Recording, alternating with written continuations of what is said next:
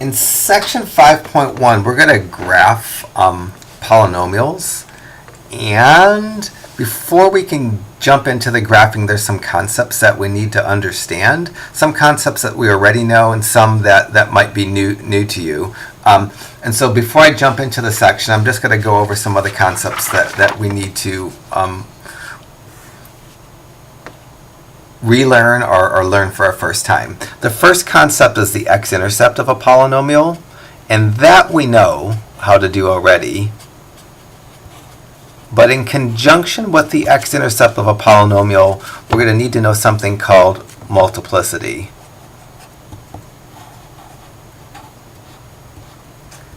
An x-intercept is just a point where the graph crosses or touches the x-axis. It's just a point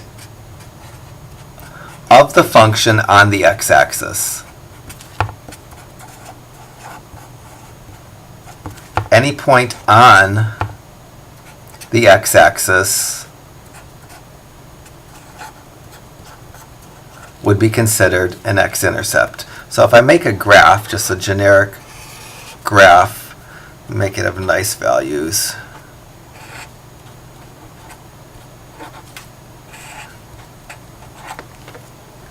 I'm going to make some nice x-intercepts up for this graph. So I'm going to make a graph that looks something like this. It's going to go through the point 2, 0, loop down to a minimum point, get up to the point 5, 0, and turn around. This graph that I've just randomly created, I would say it has two x-intercepts because there's 2 points on the x-axis. This graph would have the x-intercept at the point 2, 0, as well as the point 5, 0. So an x-intercept are just points on the x-axis. Any point on the x-axis is considered an x-intercept. X-intercepts, when I look at them, there's two things that can happen. The graph of the function can cross the x-axis at the x-intercept, and at the point 2, 0 that I created here, I would say the graph crosses the x-axis as opposed to what it does at 5, 0.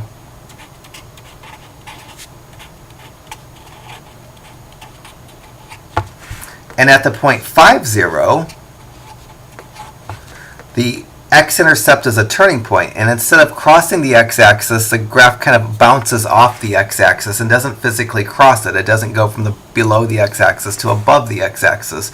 When a graph doesn't cross the x-axis at an x-intercept, we say the graph touches the x-axis as opposed to crosses.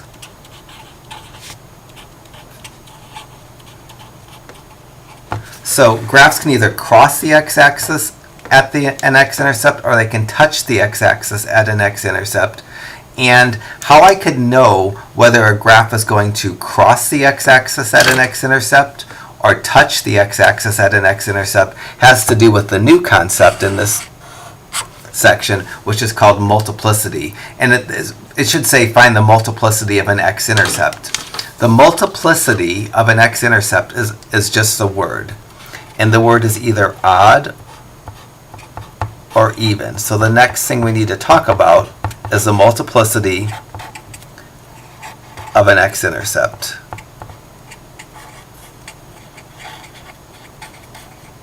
And the multiplicity of an x-intercept is either odd or even. It's odd when the factor that created the x-intercept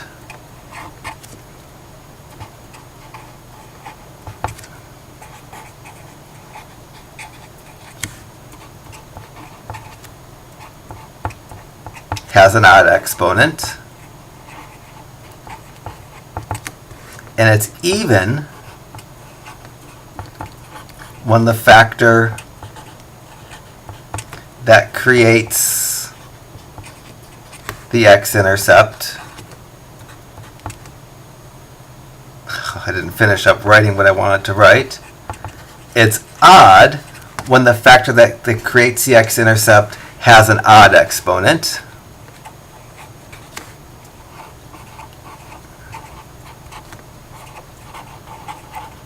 And it's even when the factor that creates the x-intercept has an even exponent.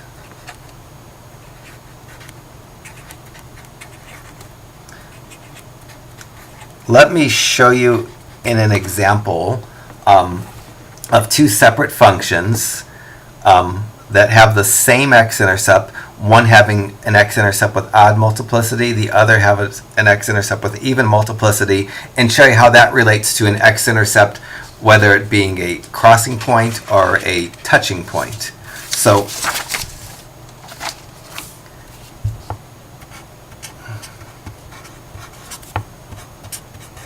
let me try this. Find the x-intercept and the multiplicity.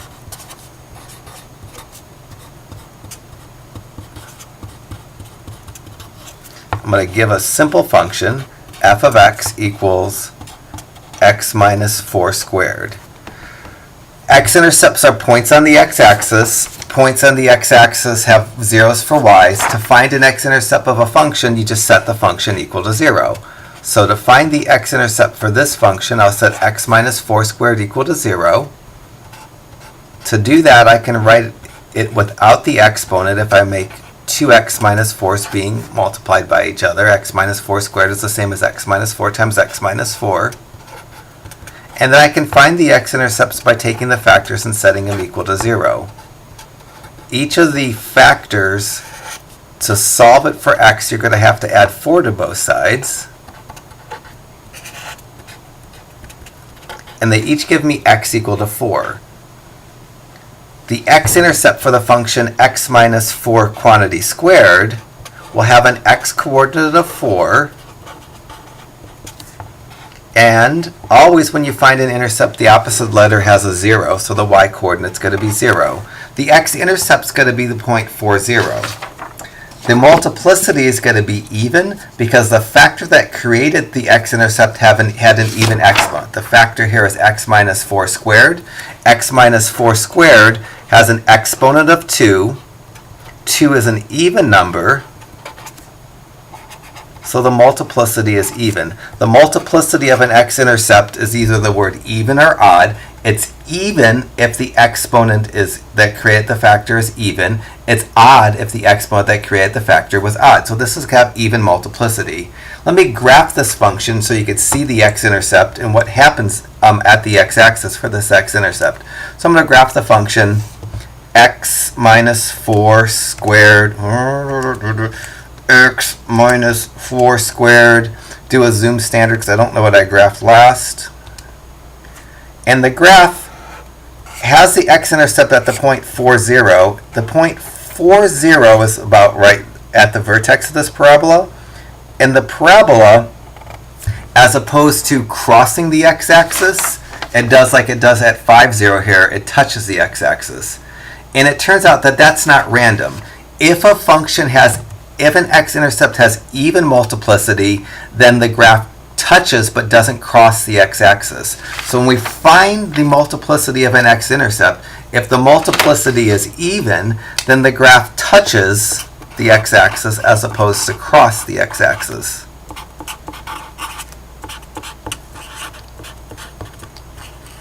Let me make a similar function that has the same x-intercept, but the x-intercept has odd multiplicity, and you'll see how that changes the graph of the function. So I'm going to do the same sort of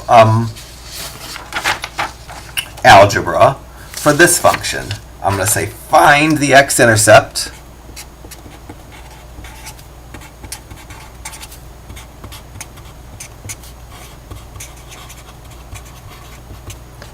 and the multiplicity. The multiplicity of an x-intercept is a word. It's either even if the exponent that created the x-intercept is even, or odd if the exponent that created the x-intercept is odd. So I'm going to make a function that's a lot like the last function, but I'm going to change the exponent from 2 to 3. I changed it from an even number to an odd number, which is going to change my multiplicity from even to odd. If I want to find the x-intercept, I take the function and set it equal to 0. The function is x minus 4 cubed. To set it equal to 0, I can write it without the exponent. x minus 4 cubed can be changed to x minus 4 times x minus 4 times x minus 4. To find the x-intercept, I should technically take each one of the three factors and set it equal to 0. Each one of these, I would add 4 to each side and get x equal to 4. Each one of these is going to produce the same answer, and there's only going to be one x-intercept. The x-intercept for the function f of x equals x minus 4 cubed is going to be the point 4, 0. The x part is 4. The opposite letter is always 0. And the multiplicity of this x-intercept is going to be odd because the exponent that created the x-intercept, it has an odd exponent. So this has odd multiplicity. When an x-intercept has odd multiplicity, when you go to graph that function, if I wanted to graph x minus 4 up arrow 3, when I go to do a graph of this function, it still goes through the point 4, 0 because 4, 0 is still the x-intercept, but instead of touching the x-axis, it actually crosses the x-axis. So in the last graph, at the point 4, 0, the graph touched but didn't cross the x-axis because there's even multiplicity. In this problem at the x-intercept of 4, 0, the graph crosses the x-axis because it has odd multiplicity. And that's not a random occurrence. If multiplicity is odd, the graph crosses the x-axis. If the multiplicity of an x-intercept is even, it touches the x-axis. So that's the first big concept that might be new to us, the concept of multiplicity. The multiplicity is simply just the word odd or even. It's odd if the exponent that created the x-intercept is odd of that factor. It's even if the exponent of the factor that created the x-intercept is even. So that's the first big concept, and I kind of actually sandwiched the second big concept in with the first big concept of explanation. So x-intercepts, we just set the function equal to 0 and solve for x. Multiplicity is either the word odd or even, depending on whether the exponent that created the x-intercept is odd or if it's even. Part B of each of the problems between 1 and 16 asks to determine whether the graph crosses or touches the x-axis at each x-intercept. The graph crosses the x-axis when the x-intercept has odd multiplicity.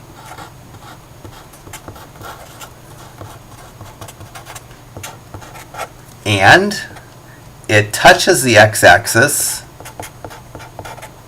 when the x-intercept has even multiplicity.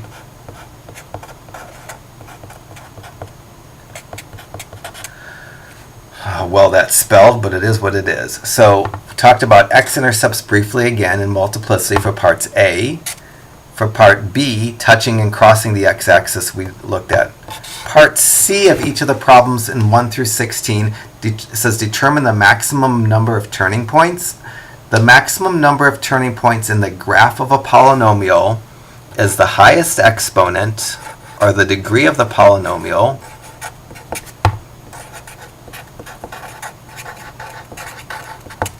I'll say the highest exponent after all parentheses are cleared,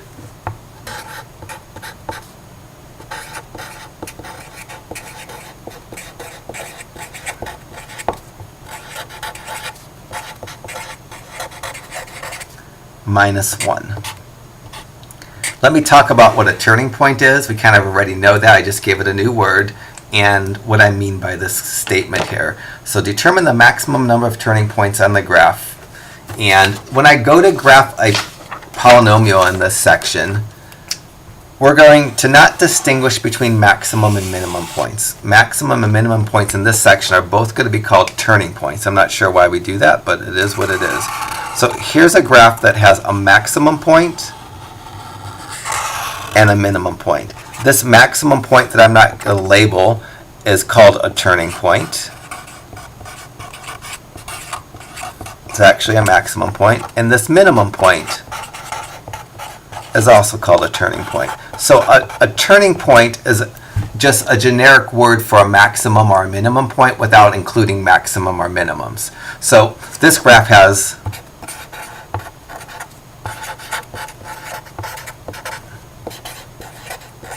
has 2 turning points. What I scribbled down when I wrote something under part C, the maximum number of turning points a graph can have is the highest exponent after all parentheses are cleared minus 1. So if I gave a function like this, f of x equals x to the 4th minus 16x squared. This is a polynomial. There aren't any parentheses that need to be cleared. The highest exponent is 4. This graph has a maximum of the highest exponent minus 1, which is 4 minus 1 is 3, has a maximum of 3 turning points. When I go to sketch the graph of this function, it can't have more than 3 turning points, but it can have less than 3 turning points. 3 is the maximum number of turning points. Let me graph this function for you. Y equals x up arrow 4 minus 16x squared. And when I graph this function, I need a better window. I need my y's to go much lower. Let me make my y's go down to like negative 40. When I graph this function with a, I'll make my y's go down to negative 100.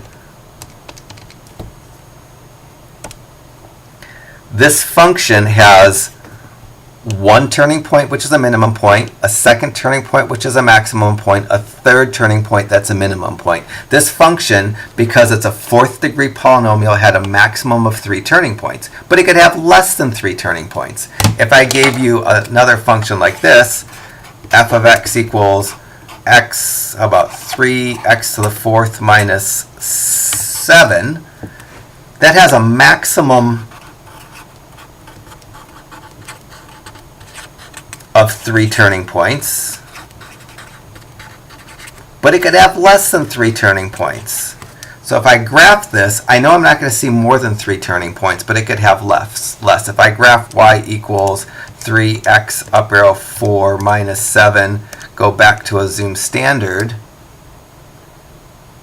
doesn't have 4 turning points, it only has 1 turning point.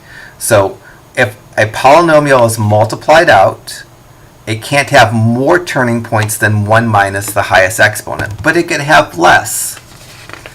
If I gave you a function like this, f of x equals x plus 2 times x minus 2 times x plus 7, and said what's the maximum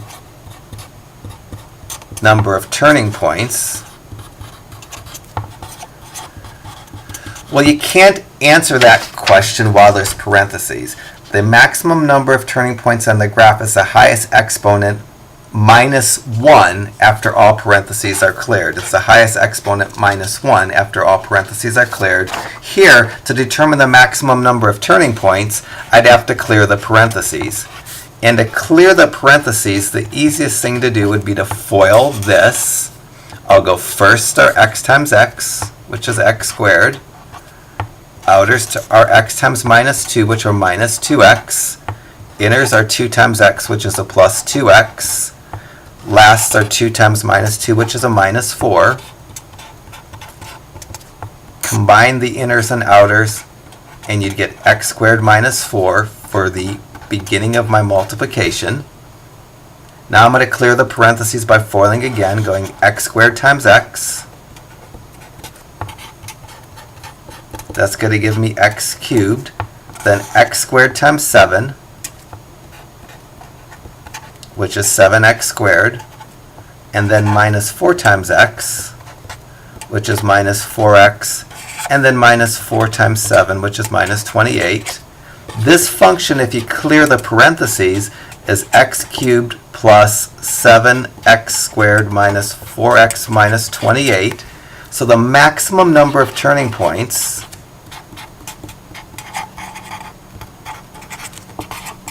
is 1 minus the highest exponent after it's multiplied out. So there's a maximum of 3 turning points. If I graph the function y equals to x plus 2 times x minus 2 times x plus 7, I'm not guaranteed to have, the maximum number of turning points is 2. It's the highest exponent minus 1. and I didn't minus 1 there. The maximum number of turning points is 2. When I graph this, I don't have to get 2 turning points, but I can. If I graph this function, I can't see the turning points unless I make my y's kind of obnoxiously big. Let me make them negative 50 to 50 to be safe. When I graph this, there's a maximum point and a minimum point. There's 2 turning points in this graph. The theorem that I kind of scribbled down here says if a polynomial is cleared of parentheses, the maximum number of turning points is the highest exponent minus 1. It turns out that if I want to answer the question as to what the maximum number of turning points is, I don't necessarily have to multiply out the entire polynomial. To figure out the highest exponent, or to figure out the first term in the multiplied out version of the polynomial, I can just simply multiply the first x in each parentheses, or the firsts in each parentheses. To multiply this function out is a lot of work. To answer the question what the maximum number of turning points is, I just need to know the first x term, or the highest powered x term after the parentheses are cleared. And I could get that by multiplying the first value in each parentheses. In this case, it's going to be x times x times x. X times x times x is x cubed. And I could have answered the question as to what the maximum number of turning points for this polynomial is without going through this whole entire process of multiplying out all the parentheses, because the first term in this polynomial, when it's all multiplied out, is just going to be multiplying the first thing in each of the 3 parentheses, which is going to be an x cubed. Because the highest exponent, when all the parentheses are cleared, would have an x cubed, there'd be a maximum of 2 turning points.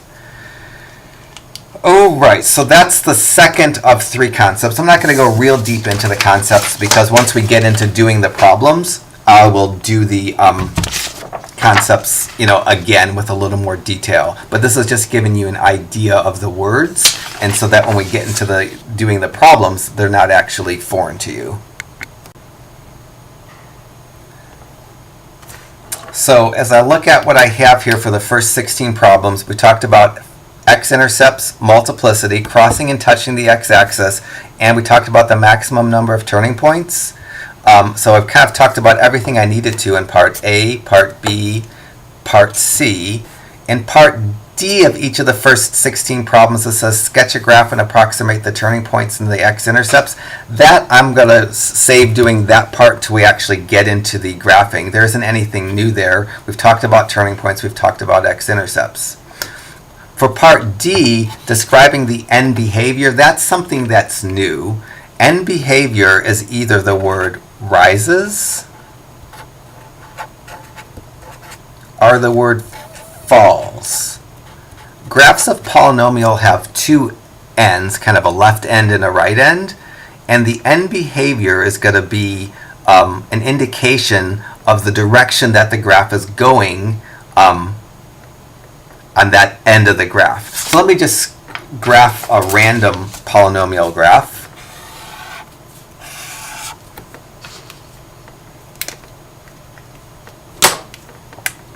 So I'm going to make a graph that has 3 turning points. I'm going to put little arrows at the ends of my graphs. If from this graph I was asked to find the end behavior,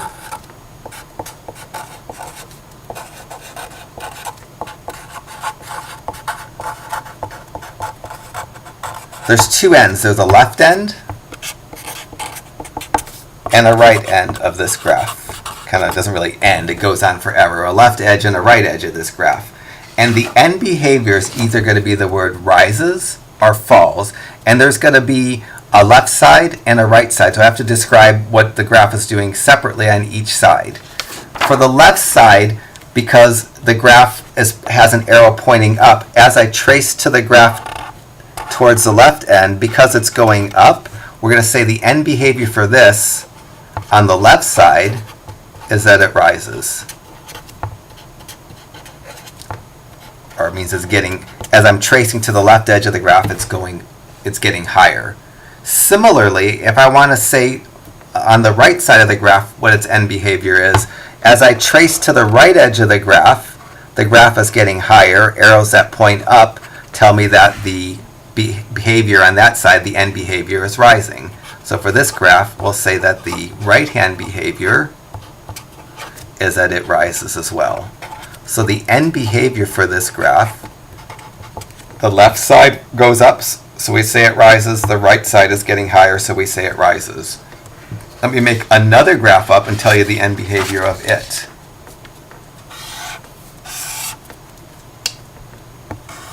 Make a graph with no turning points. So here's a simple graph.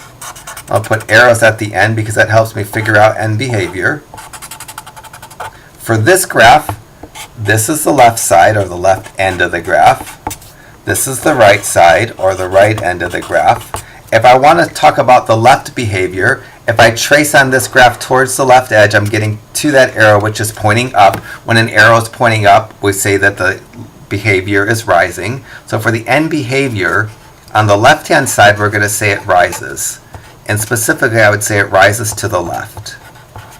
End behavior is either the word rises or it's the word falls, and it doesn't have to be the same for each edge of the graph. The left edge of this graph is going up towards positive infinity, so we say it rises to the left.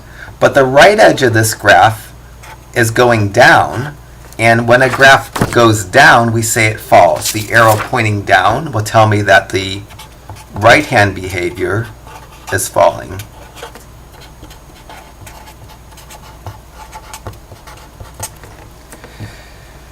All right, let me do one more graph.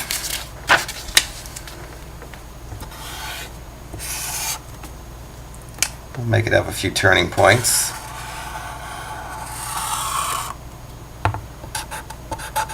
If I want to find the end behavior for this graph,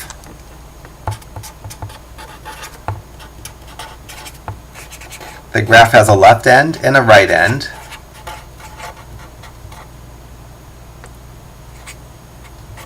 The left end is on this side, the right end is on this side.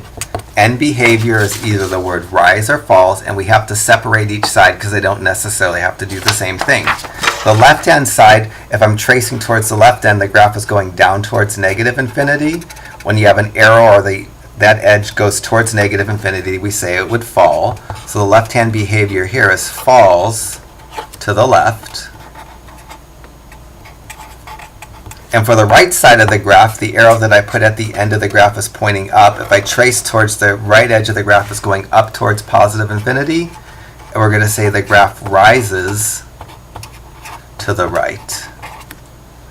So end behavior is just whether if that side of the graph is going up towards positive infinity, it rises. If that side of the graph is going down towards negative infinity, we say it falls. That's probably enough for end behavior. I'll do more of it as I get into the video of actually doing the problems. So now I've talked about end behavior. The only other thing for problems 1 through 16 that we're going to need to indicate is the intervals where a function is increasing and decreasing. We've done that quite a bit already, so I'm going to hold off on doing that, and as I do it in the problems, I'll re-explain it. So if you don't remember increasing and decreasing, I'm not going to re-explain that concept because we've had it already, but I'll re-explain it in the context of doing problems. So this half-hour introduction is supposed to help you do problems 1 through 16. So I'm going to pause the video, make a part 2, and in part 2 I'll actually start doing the problems. But you needed to know these concepts before you could do those problems.